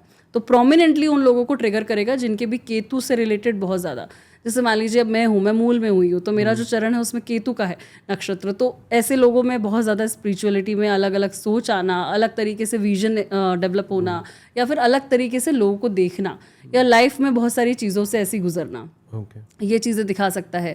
नेक्स्ट मंथ जो आता है अगस्त का, 8 और 9 का कॉम्बिनेशन बनता है, तो रियल एस्टेट में जितने लोग काम कर रहे हैं या ज़मीन ज़ायदाद, ऑयलिंग कंपनी, माइनिंग्स में है, ऑटोमोबाइल्स में है, ऐसे लोगों के लिए ये वाला महीना बहुत ज़्यादा अप एंड डाउन्स लाने वाला भी रहेगा और बड़ी बड़ी डील्स क्रैक कराने वाला भी रहेगा, और साथ में सडनली अनप्रिडिक्टेबल चीज़ों में चेंजेस का भी रहेगा। ओके। यस, तो आप अभी देखेंगे तो बहुत सारे ऐसी न्यूज़ेस सुन सकते हैं जहाँ पे लगेगा कि यार दुनिया में कुछ इंसानियत भी है या नहीं, या लोग वाकई में इतने ऐसे हैं भी या नहीं जो सही तरीके से डिसीजन ले सकें। तो अगर हम ऐसे बात करें तो स्पिरिचुअलिटी को लेकर इस तरह के कंसर्न्स हमारे मीडिया से तो वैसी चीज़ें दिखाई देती हैं जो नेगेटिव वे में हमारे पास यूज़ आ सकती है, जो भी। तो हर तरह के फ्लक्चुएशन आप देखोगे 8 मतलब अगस्त के महीने में आप इस तरह के ज़्यादा देखेंगे, या फिर अगर कोई शेयर मार्केट करता है, इन्हीं वाली जितने भी उछाल आते हैं वो इन्हीं तरह की कंपनीज़ में या इसमें देखने को मिलेंगे।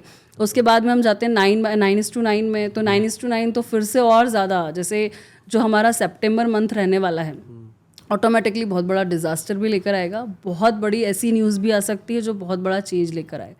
उस दौरान आपको लंबी यात्राओं से बचना चाहिए। अब हमें डरना नहीं चाहिए कभी भी। एस्ट्रोलॉजी या फिर ये कैलकुलेशंस आपको डराने के लिए नहीं होती है, आपको अलर्ट करने के लिए होती है। यस, तो आप उस चीज़ को समझो और उसके अकॉर्डिंगली एक्ट करो। अगर आप अपने लिए देखो, हम देश विदेश पे क्यों जाएं, उसमें भी हम जैसे ही लोग घूम रहे हैं जिनके साथ घटनाएं हो रही हैं, तो हम अपना ही ध्यान रखें कि हम बहुत बड़े ट्रैवलिंग प्लान्स ना बनाएं। 9:9 है तो कहीं ना कहीं ज़मीन से रिलेटेड कहीं पे भी भूकंप आना, विस्फोट हो जाना, बम धमाके होना, या फिर इस तरह की चीज़ें, एनर्जी का कारक है क्योंकि, तो रेडियो इमिशन या फिर कोई भी, जैसे अभी कोविड हुआ था, तो इस तरह की चीज़ें फिर से ट्रिगर कर सकती हैं। yes. तो उस दौरान उसका ध्यान रखें। फिर हमारा जो मंथ आता है अक्टूबर का, वो 10th हो जाता है, तो अगेन 1, तो 1:9, तो जितनी भी प्रशासनिक सेवाएं हैं या फिर फोर्स है, हमारे जितनी भी नेता नगरी है, इससे रिलेटेड आपको बहुत बड़े बड़े इवेंट्स देखने को मिलेंगे। इनमें डिसीजंस के बहुत सारे चेंज हो सकते हैं।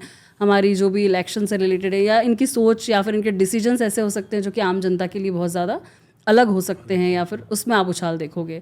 फिर आते हैं हमारे नवंबर के मंथ में, जो कि अगेन 11 है और उसका 2 होता है टोटल। बट क्योंकि नंबर की कॉन्शियस और सबकॉन्शियस दोनों एनर्जीज को देखा जाता है, जो नंबर्स दिख रहे हैं 11 मतलब 1 and 2, तो कई बार ऐसे डिसीजंस हो सकते हैं जहाँ पे वापस से पार्टी बदलना और वापस से उसमें आना। हमारे जो कि AI इंडस्ट्री है, उसमें बहुत सारे बड़े इनोवेशन हो सकते हैं। अब देखिएगा कि नवंबर में आप बहुत सारी चीज़ों में ऐसी ऐसी चीज़ें आएंगी जो हो सकता है कि हमसे सोचते थे और वाकई में वो लॉन्च हो जाए। उस दौरान उसका लॉन्च होना हो सकता है। देन फिर दिसंबर है तो 1, 2 एंड टोटल इज़ 3, तो अगेन एक्नॉलेजमेंट। ऑब्वियसली साल का आखिरी है तो बहुत सारी चीज़ों का नॉलेज भी देखे जाने वाला है, और बहुत सारे अंदर हमारे सोच को लेकर और हमारे काम करने के तरीके के बदलाव को लेकर आने वाला है। तो ये साल कंप्लीट ट्रांसफॉर्मेशन का ही साल है। चाहे आपकी सोच का हो, आपकी बॉडी का हो, आपके माइंड, आपकी किसी भी चीज़ से रिलेटेड हो, रिश्तों का हो, कहीं एंड होगा तो कहीं फिर नई चीज़ चालू हो। बट मैम बोला जा रहा है, बहुत सारे ऐसे लोग बोल रहे हैं 2025 लोगों के लिए बहुत अच्छा नहीं रहा है या बहुत ऐसा रहा है, उसका कोई स्पेसिफिक रीज़न रहा है अकॉर्डिंग टू एस्ट्रोलॉजी? अगेन वही मैं कहूँगी आपसे कि हमारा जो फोकस होता है वो निगेटिव एस्पेक्ट्स पे ज़्यादा होता है। हर कोई बुरी चीज़ आपको बदल के ही तो जाती है, तो हो सकता है कि वो किसी ऐसी चीज़ का अंत हो जो शायद एक लिमिटेड स्टेज पे ही रहा हो। हाँ, मंगल का साल है तो मंगल ने बहुत सारी चीज़ें, आपने देखा ही है कि बहुत सारे विस्फोट हुए, क्रैश हुए, और अभी भी आप घटनाएं सुन ही रहे हो। कोई किसी को मार रहा है, कोई शादी अभी जस्ट इवेंट हुआ है। इस तरह की चीज़ें, मतलब सिंपल सी बात है, मंगल आपके अंदर अग्रेशन देता है, आपकी सोच को स्पॉन्टेनियसली एक्शन फॉर्म में लाने का काम करता है। आप बिना सोचे बिना राय लिए अपना काम कर दोगे, जिद में कर दोगे, ऐसे इवेंट्स को बार बार करना। तो यही चीज़ है कि हर चीज़ का एक अंत होगा, तभी तो कोई नई शुरुआत होगी। मैम ज्योतिष में बहुत सारी चीज़ें होती हैं, सो यहाँ पे जो पिछले जन्म के ऋण का कॉन्सेप्ट एग्जैक्टली होता क्या है? पिछले जन्म का ऋण ऑफकोर्स आप लेकर आते हो। देखो, अगर आप जन्मे हो मतलब ऋण लेकर आए हो। अगर आपके सारे ऋण से मुक्त हो चुके होते तो मोक्ष नहीं हो जाता। ओके। यस, तो अगर आपकी सोल ट्रैवल कर रही है, कुछ ना कुछ बाकी है, किसी के साथ तो जुड़े हैं आप। ओके, सो ये कैसे आइडेंटिफाइड होता है? अब आइडेंटिफाई करने के लिए इसमें सबसे पहले स्पेसिफिकली जो मेरी प्रैक्टिस से, मेरे क्लाइंट्स के इसमें और सब में देखा, 2 चीज़ों से आप इजीली फाइंड आउट कर सकते हो। अगर न्यूमरोलॉजिकल देखें तो कुछ नंबर्स ऐसे होते हैं 13, 17, ये आपके नंबर्स कार्मिक डीड के होते हैं। ओके। यस, कि जिनमें आप लिखवा के ही लाए हो कि इस ज़िंदगी में भी आपको कुछ ना कुछ ट्रबल्स आएंगी, आपको वही पैटर्न्स ट्रिगर करेंगे, और अगर आपका उन चीज़ों को हैंडल करने का, उसे बदलने का तरीका नहीं बदला, तो आप वापस से उसी गुत्थी में उलझे रहते हो और हो सकता है आपकी लाइफ के एंड तक वो चीज़ चले। तो अगर आपने जन्म लिया है तो आपका ऋण है, और वो ऋण आप अपने सूर्य से चेक कर सकते हो सकता है कि आपके जो कर्म भाव में जब बैठता है 10वें हाउस से आप देखते हो कि सूर्य वहाँ बैठा है, मतलब आपके काम से रिलेटेड कुछ चीज़ें छूट गई थी जो आपको करनी है पूरी। इसका कोई सोल्यूशन भी होता है? ऑब्वियसली यही सोल्यूशन है कि जो भी चीज़ों के पैटर्न बार बार आपकी लाइफ में आ रहे हैं, अगर मान लीजिए आपकी लाइफ में बार बार फीमेल्स आती हैं और चाहे वो कॉलिक फॉर्म में आए, चाहे सिस्टर हो आपकी या आपकी वाइफ हो, और सिमिलर पैटर्न चल रहा हो, वो आपसे उसी चीज़ पे जाके दुखी हो जाती है, अरे इससे इस जगह पे एक्सपेक्ट किया था, इसने ये नहीं किया। वो आपको एक्नॉलेज तो करना ही पड़ेगा। अगर आप किसी के लिए काम करते हैं और वहाँ थोड़ी मक्कारी करते हैं, मन चुराते हैं, तो वो आपका कर्म ऋण भी बन जाता है। आपको लाइफ को अपने तरीके को, अपनी सोच को, अपने काम करने की सबको बदलना पड़ेगा। ओके। एंड मैम, जैसे एस्ट्रोलॉजी में कहा जाता है कि अभी एआई इंट्रोड्यूस हो गया है। हाँ। बहुत लोग ऑनलाइन भी एस्ट्रोलॉजीज में जाते हैं, कंसल्ट करते हैं या ऐप के थ्रू जाते हैं। सो एआई और नॉर्मल एस्ट्रोलॉजी में क्या डिफरेंस है और कितना रिस्की है और कितना सही है? देखिए, मैं एआई को तो यही कहूँगी, एआई हमारा वो जवान बच्चा है जो 12th पास आउट होके कॉलेज ढूंढ रहा है, कॉलेज की सर्च में, जब में उसके पास मल्टीपल ऑप्शंस होते हैं और वो उसे ग्रैब करना चाहता है। और कोई भी पर्सन, ह्यूमन ब्रेन वो हुआ जो कि आपके बुजुर्ग हैं या फिर आपका खुद का दिमाग। तो जब एआई बनाने वाले भी हम ही हैं, तो एआई कभी भी आपसे ज़्यादा ब्रिलियंसी में एक्सपर्ट नहीं हो सकता है। यस, उसमें मल्टीपल ब्रेन्स का समराइज, एक समरी मिल जाता है हमें, लेकिन फिर भी उसमें फीड करने वाले लोग हम ही हैं। तो हाँ, हमारी लाइफस्टाइल बहुत इजी हो गई है। अगर हम अपनी लाइफ में रिसर्च वर्क कर रहे हैं, कुछ भी चीज़ को जल्दी एग्जीक्यूशन में लाना चाहते हैं, तो नो डाउट आजकल लोगों की ज़रूरत कम हो गई है। अब हम ह्यूमन पावर से ज़्यादा तो अपने एआई या फिर अपने डिजिटल जितनी भी हमें चीज़ों के सोर्स मिलते हैं उसी से हमारा काम कर लेते हैं। तो बहुत सारी चीज़ों में आपको ये कैलकुलेशन बहुत देता है, सही देता है, बट 100% एक्यूरेसी तो वहाँ पे भी नहीं देखी जा सकती है।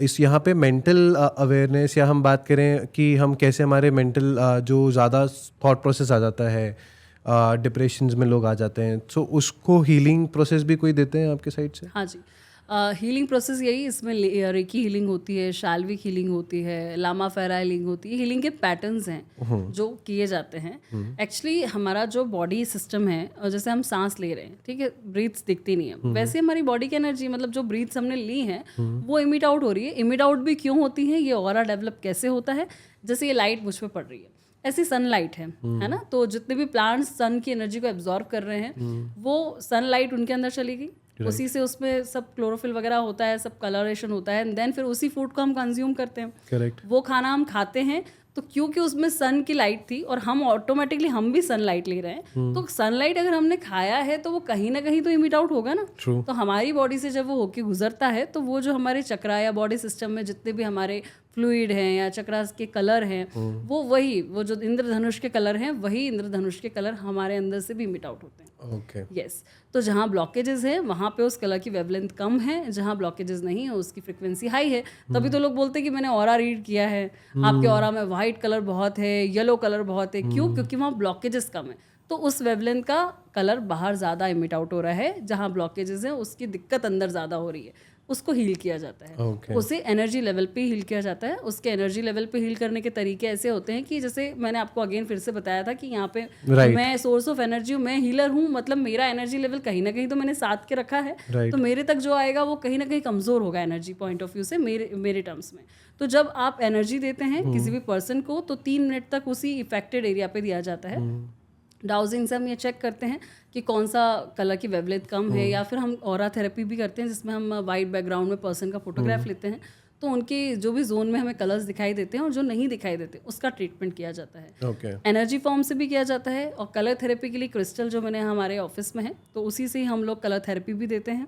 कुछ क्रिस्टल्स होते हैं जिसके कलर्स इफेक्टिवली वैसे होते हैं, तो रॉ क्रिस्टल लेके बॉडी पर एक अलाइनमेंट सेट किया जाता है स्पेसिफिक चक्रा की जगह पे, जिससे कि बॉडी में वो कलरेशन पहुंचाया जाता है। Okay. और उन पे लाइट डाली जाती है। और कुछ पिरामिड्स, थेरेपीज, ब्रेसलेट्स पहनने को दिए जाते हैं। तो धीरे धीरे जब तक आपकी एनर्जी पे शिफ्ट आता है, वो आपकी फिजिकल बॉडी में देखने मिलता है, एंड देन फिर आपकी मेंटल बॉडी से आपके एग्जीक्यूशन में चेंजेस आते हैं। तो ये कहते हैं, हम जब चेक करते हैं तो हम आपकी एनर्जी से भी ये बता सकते हैं कि आने वाले 6 महीने बाद आपको किसकी दिक्कत आने वाली है। ओके। क्योंकि जो फिजिकल बॉडी में आने वाला है वो साल भर पहले आपकी एनर्जी बॉडी में आ चुका होता है। ऑलराइट। यस, तो वो आपका फिजिकली तब दिखता है। अभी जैसे हम बात कर रहे थे बिजनेस एस्पेक्ट्स की, सो आप बिजनेस कंसल्टेशंस भी देते हैं एंड जैसे एक ऑफिस होता है, वहाँ पे आप कैसे डिसाइड करते हैं कि बॉस की सिटिंग्स कैसे होनी चाहिए या एम्प्लॉयज़ की सिटिंग कैसे होनी चाहिए, जिससे कि कोई भी एक बिजनेस है वो प्रॉफिटेबल मैनर में कैसे जाता है? सो वो एक वास्तु में आप कैसे डिसाइड करते हैं?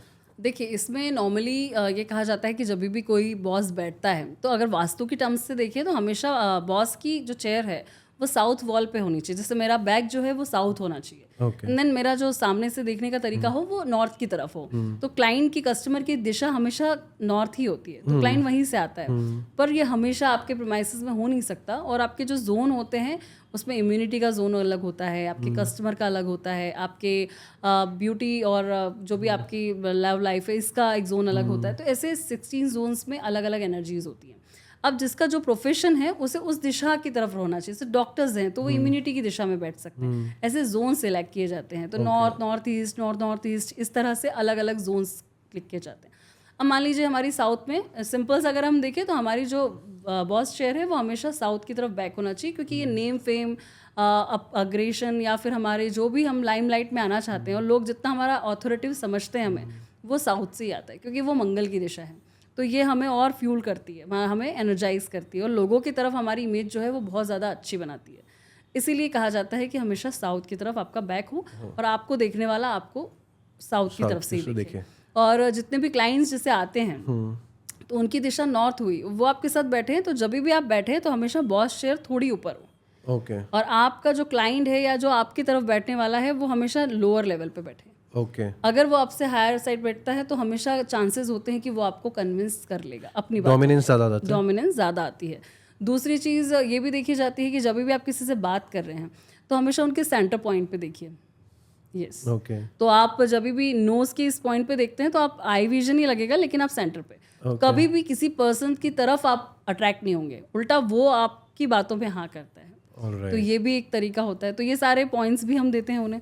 दूसरी चीज़, जब भी आप किसी पार्टनरशिप फर्म है या फिर सोल प्रोप्राइटरशिप है या फिर और बड़ी कंपनीज का आप डिज़ाइन करते हो, उसमें और लोगों को पार्टनर लेते हैं, तो मेन जिसका ये फाउंडेशन है उनके साथ में जुड़ने वाले लोगों की डेट ऑफ बर्थ कैसे है।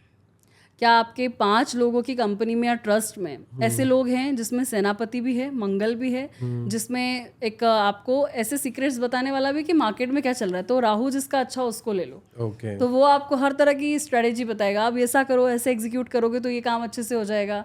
तो आपके डेट ऑफ बर्थ से कंपैटिबल होने चाहिए। ओके। अगर आप स्पिरिचुअल काम कर रहे हो तो बुध अच्छा हो व्यक्ति का, कम्युनिकेशन अच्छा देगा, हीलिंग अच्छी देगा, चंद्रमा अच्छा हो तो वो आपके साथ बहुत अच्छा कनेक्ट होता है। आपका गुरु अच्छा होना चाहिए, आप ऑर्गेनाइजेशन को और स्ट्रॉन्ग बना पाते हो नई नई प्लानिंग्स के साथ में। और आपका मंगल वाला व्यक्ति रख लो जो मार्केटिंग का काम करने वाला हो, जो चीज़ों को एग्जीक्यूट करे बाहर जाके। Very good. इस तरीके से हम उनकी डेट ऑफ बर्थ से पहले पार्टनर को फाइनल करते हैं। अगर मना कर देते हैं तो फिर वो पार्टनरशिप में नहीं जाते। देन उनकी फर्म का नेम डिसाइड होता है। अब फर्म का नेम भी ऐसा होना चाहिए जो कि आपको लाइमलाइट में भी ले जाए और मेनली आपके प्रोफेशन के साथ में वो प्लैनेट को सुटेबल एनर्जी दे रहा हो। ओके। एंड मैम, ये जो ग्रहों की बात होती है तो किसी के ग्रह में कोई दिक्कत है, किसी के ग्रह में कुछ दिक्कत है, ये किसी के भी ग्रह में जो दिक्कतें होती हैं वो क्या वो पूरी तरह समाप्त हो सकती हैं या ग्रह का दोष पूरी तरह ख़त्म हो सकता है? देखिए, पहली चीज़ तो ये कि अगर आपका जन्म है तो कर्म है, कर्म है तो भोगना है, और भोगना है तो फिर उससे डरना किस बात का। तो सारे जितने भी आपके दुष्प्रभाव आते हैं किसी भी प्लैनेट से, नो के नो ग्रह हैं, नो ही अच्छे नहीं हो सकते हैं। कुछ ग्रह मेजरली आपको इम्पैक्ट डालते हैं जिनकी महादशा चले, जो आपके लग्न में बैठा हो, जो आपके कर्म भाव में हो, धन भाव में हो, शादी के घर में हो, घर वर्ग में हो, ऐसे ग्रहों का इलाज तो ज़रूरी है। तो जो मेजर इश्यूज हो सकते हैं उनके उपाय बहुत ज़रूर करने चाहिए। कुछ दान होते हैं हर ग्रह के, वो करो, या फिर आप उसका चैंटिंग करो, या उनके यंत्र आप रख सकते हो, या आप मंत्र बोलिए या जाप करवा लीजिए। इन चीज़ों से उन्हें सेटल, या उसके रत्न धारण कर लीजिए। Okay, very good.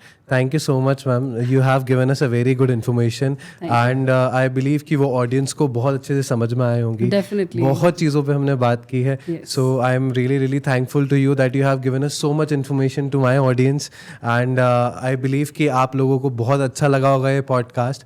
हमने इस पॉडकास्ट में बहुत सारी चीज़ें कवर की हैं आपके लिए, क्योंकि बहुत सारी न्यूमरोलॉजी पे बात हुई है, एस्ट्रोलॉजी पे बात हुई है, वास्तु पे बात हुई है। Even though we talked about the marriage aspects भी, कहाँ कहाँ क्या क्या इश्यूज आते हैं, उसके सॉल्यूशंस क्या क्या है। इवन हमने बात की 2025 के आने वाले मंथ्स में क्या क्या प्रेडिक्शंस हैं मैडम की तरफ से और क्या क्या आप देखने वाले हो। सो ये पॉडकास्ट आप देखिए, आपको बहुत सारी इन्फॉर्मेशन मिलेगी, बहुत सारी चीज़ों पे क्लैरिटी मिलेगी। एंड यदि आपको हमारा कंटेंट अच्छा लगता है सुनने में तो प्लीज़ सब्सक्राइब करें, लाइक करें और शेयर करें। Thank you so much.